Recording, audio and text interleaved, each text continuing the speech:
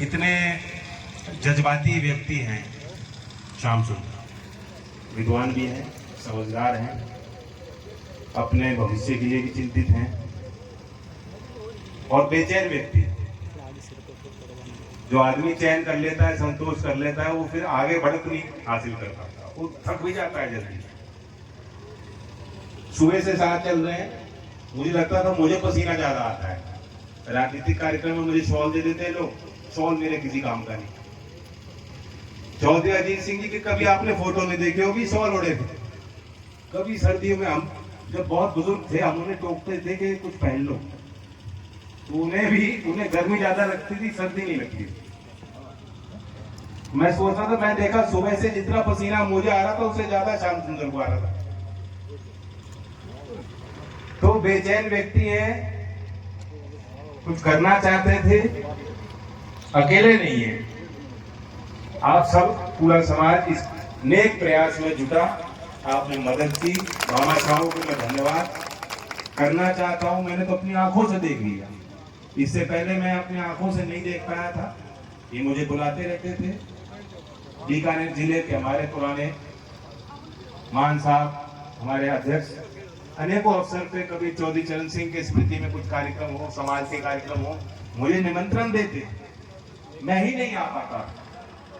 लेकिन आज जो मैंने देखा है, ये बार बार मुझे खींच के ले आए गए। ये चर्चा बन गई, ये चर्चा दूर तक जाएगी। जो आपने यहाँ किया, इसकी गूंज दूर तक जाएगी। गांव गांव, ढानी ढानी, श्याम सुंदर जानी वाकई है बहुत ज्ञानी।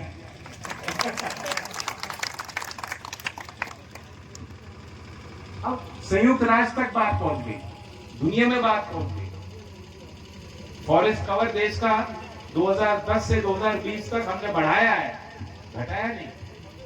और ये तकनीकी बात जो ये कह रहे हैं कि ग्रासलैंड को हम इग्नोर नहीं कर सकते। फ्लोरा एंड फौना जो इंडिजिनस है, यहाँ जो चीजें 60-70 साल में सिर्फ एक वैरायटी जो सिर्फ 50 बिल्कुल इंडेंजर्ड स्पीशीज थी, उसकी यहाँ साइटिंग हो गई।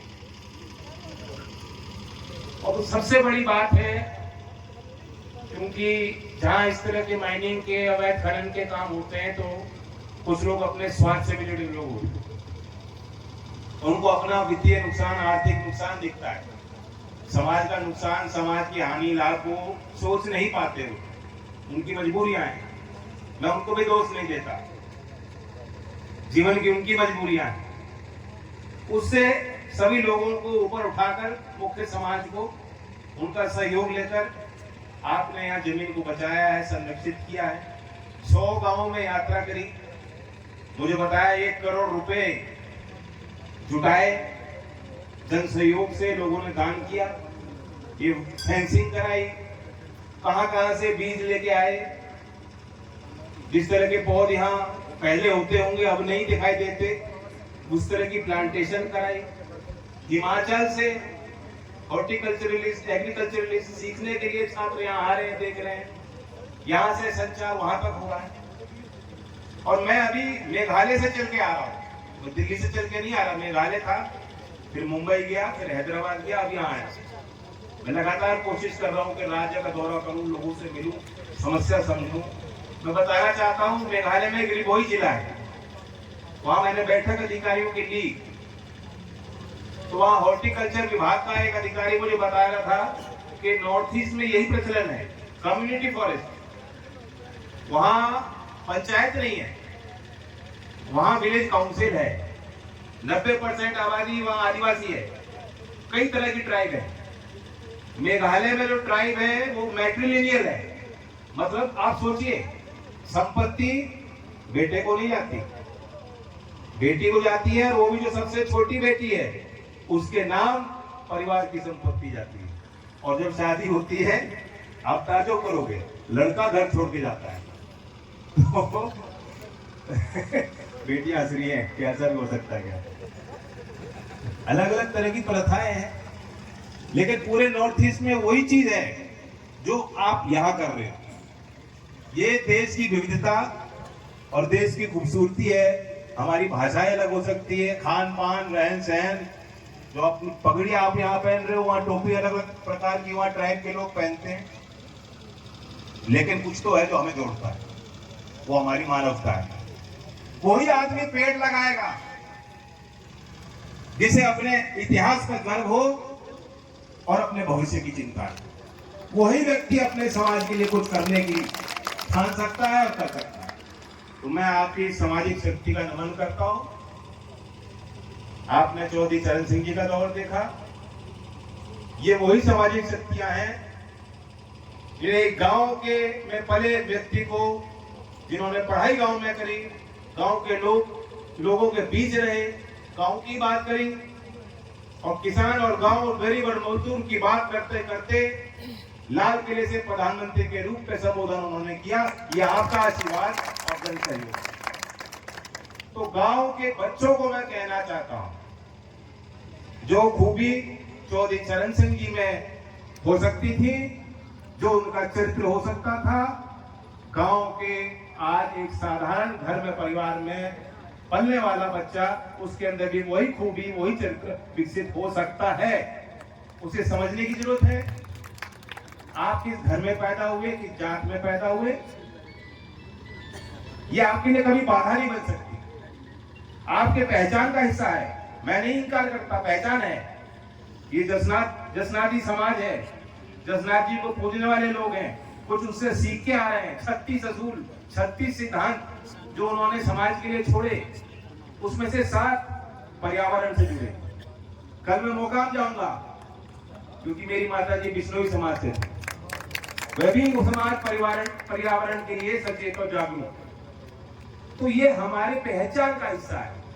कभी हमारी बाधा नहीं बन सकता, कभी बोझ नहीं बन सकता, कभी हमें रोक नहीं सकता।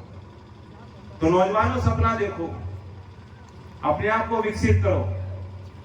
मैं ये भी कहना चाहता हूं, ट्रेंड बन गया, गांव के बच्चे उसमें फंस रहे हैं कि स्कूल करा, स्कूल के बाद भाई कॉलेज करना पड़ेगा। अभी मुझे मालूम नहीं कि मुझे क्या करना है, लेकिन कॉलेज तो करना ही पड़ेगा। नौकरी नहीं मिल रही, चलो कॉलेज कर लो। कॉलेज पास आउट हुए, नौकरी नहीं लगी, क्या करो, चलो बीए कर लो। बच्चा सोच नहीं रहा। विदेश में ऐसा नहीं है, अलग अलग मॉडल है देशों में। भारत में ये परंपरा नहीं थी। हमें वो देखना है कि हम अपने कौशल को कैसे विकास कर सकते हैं, अपने आप को कैसे इस लायक बना सकते हैं। कोई चल के आपको नौकरी नहीं देगा। आने वाले समय में कठिनाइयां और बढ़ जाएंगी। कोई केंद्र का मंत्री आके ये नहीं कहेगा कि नौकरी नहीं मिलनी। मैं कह रहा हूं बहुत कठिन होने वाला है। पूरे दुनिया में अभी भी देश हमारा तेजी से तरक्की कर रहा है। कहीं युद्ध हो रहा है। चीन जैसे देश में जहां हर साल हमसे ज्यादा स्टार्टअप रजिस्टर होते थे, वहां गति धीमी हो रही थी। भारत अब तीसरे स्थान पे पहुंच गया। व्यापक स्तर पे सुधार हो रहा है। बाहर से लोग निवेश करना चाह रहे हैं। ये सारी चीजें अच्छी हैं, लेकिन फिर भी जो हमने देखा है सपना कि देश को विकसित कैसे करें, बहुत लंबी और कठिन यात्रा, दुर्लभ यात्रा हमें तय करनी है।